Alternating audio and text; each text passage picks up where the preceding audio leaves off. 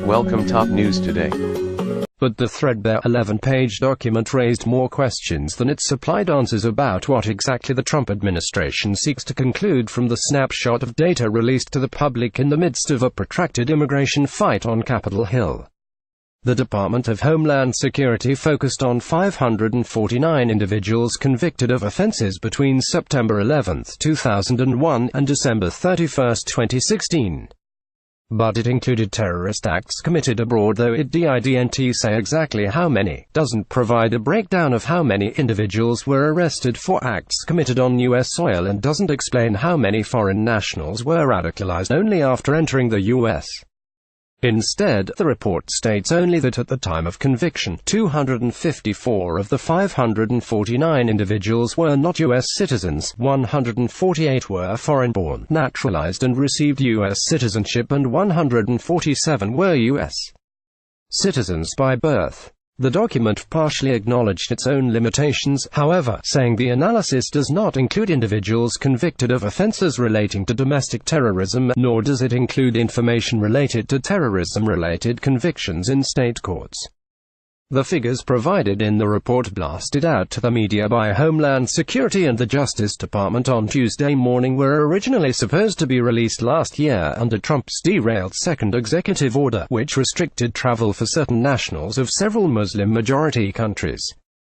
On a call with reporters, a senior administration official acknowledged the report was overdue, said the timing was coincidental with the ongoing immigration debate in Congress and the data had simply taken longer to aggregate than expected. Trump touted it via Twitter, tying it to the immigration fight. New report from DOJ/DHS shows that nearly 3 in 4 individuals convicted of terrorism-related charges are foreign-born. We have submitted to Congress a list of resources and reforms. We need to keep America safe, including moving away from a random chain migration and lottery system, to one that is merit-based, the president tweeted. Homeland Security Secretary Kirstjen Nielsen called the findings of the report chilling during an oversight hearing with lawmakers Tuesday, suggesting it was likely just the tip of the iceberg, but she did not provide additional evidence.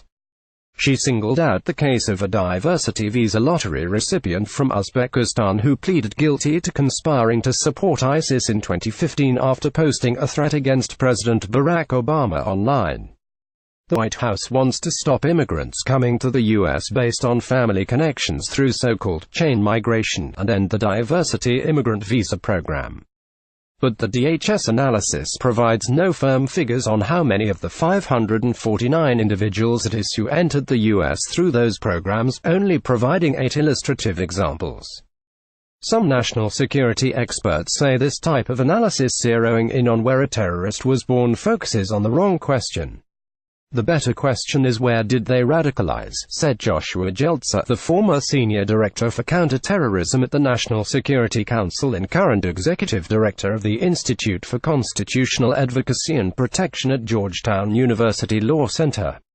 If we're letting in already radicalized people, then immigration policies might well be worth blaming, Jeltzer said.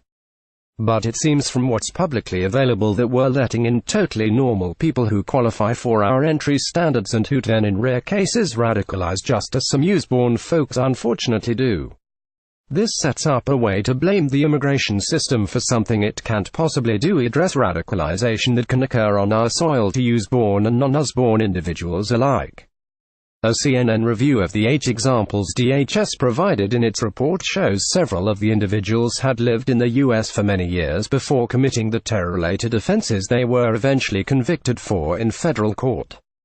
Court filings do not indicate that most were radicalized overseas, leaving open a possibility that many radicalized after arriving in the U.S.